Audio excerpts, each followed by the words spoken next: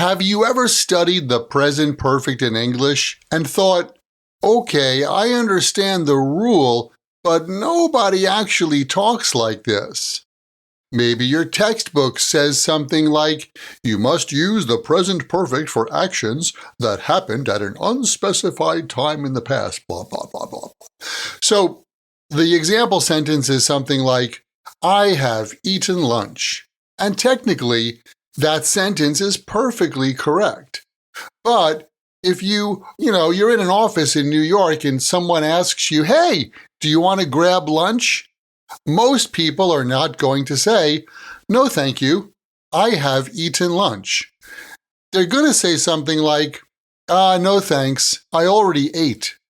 So what happened to the present perfect? English textbooks often teach present perfect grammar.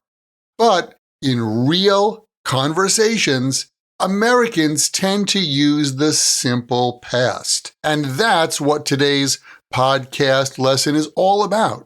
Today, we're going to look at several very practical situations where native speakers naturally use the simple past in everyday conversational American English, even in situations where a textbook might tell you to use the present perfect. Now, don't get me wrong. The present perfect is still correct, and native speakers definitely use it. By the way, if you'd like to learn more about the present perfect, check out episode 753. But in fact, in casual conversation, we often simplify things. And when we do that, the simple past shows up everywhere. Welcome to another Happy English podcast coming to you from New York City. And here's your English teacher, Michael. All right, thank you, John, and thanks, everyone. It's Michael here from Happy English, and I help people speak English better. And this is Happy English Podcast, episode 1008. Why Americans say, I already ate. Simple past versus present perfect. Let's start with the most basic use of the simple past.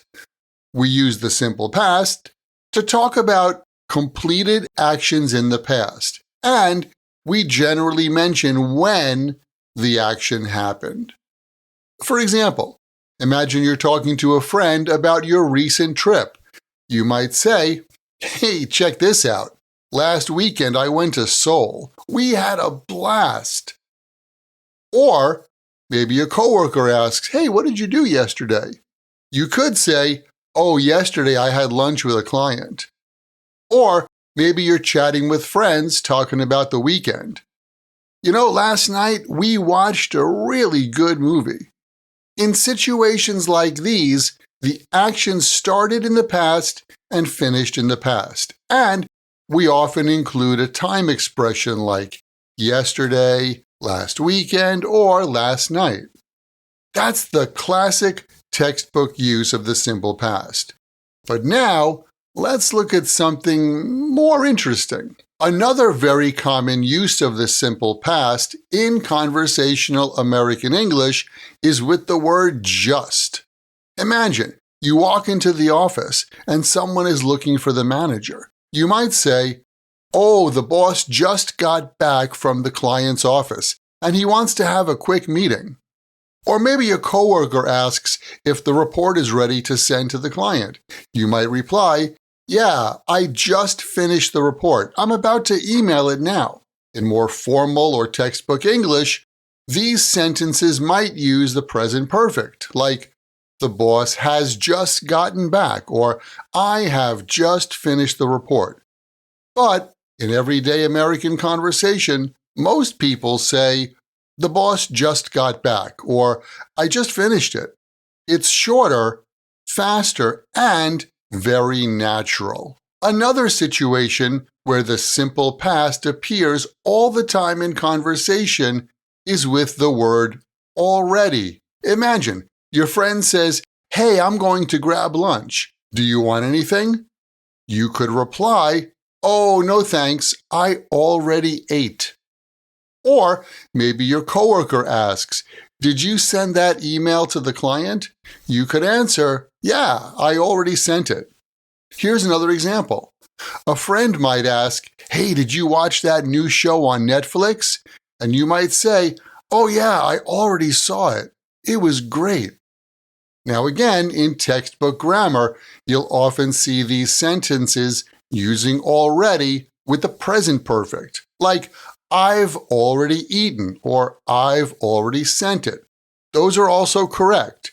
But in everyday conversation, many American speakers simply use the simple past.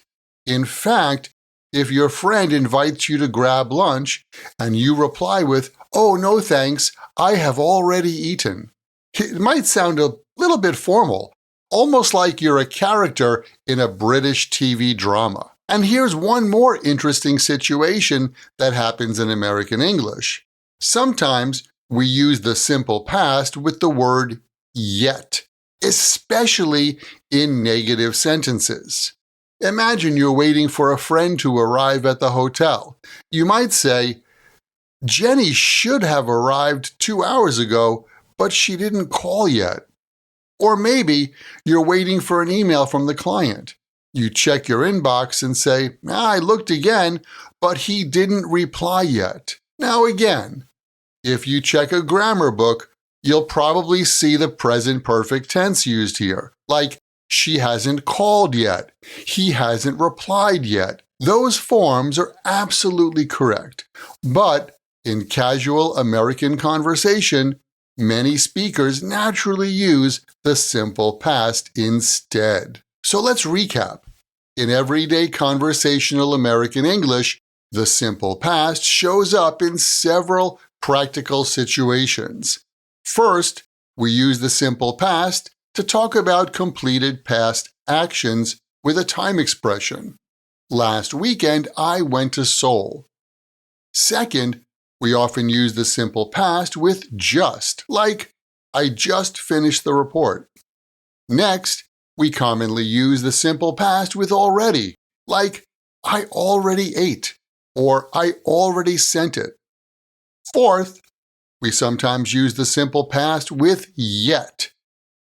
She didn't call me yet." Now remember, the present perfect is still correct and still important. But in real conversation, especially in American English, native speakers often simplify things and use the simple past instead. So, instead of focusing only on textbook grammar rules, I think it's helpful to understand how people actually speak. Here's your challenge. This week, listen carefully to conversations in English. Pay attention to how often you hear people say things like, "I already did it," or "I just finished," or "Did you eat?" "Yeah, I already ate." You'll start to notice that the simple past appears in many places where a textbook or an English exam might expect the present perfect.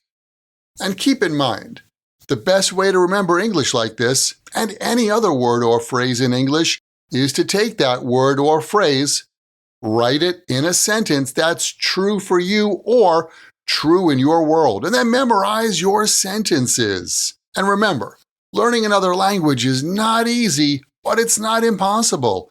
And I'm here to help you on your journey. This podcast is brought to you by Happy English. Please visit myhappyenglish.com. Show your support for Happy English by leaving us a review. Get English, get happy, Happy English.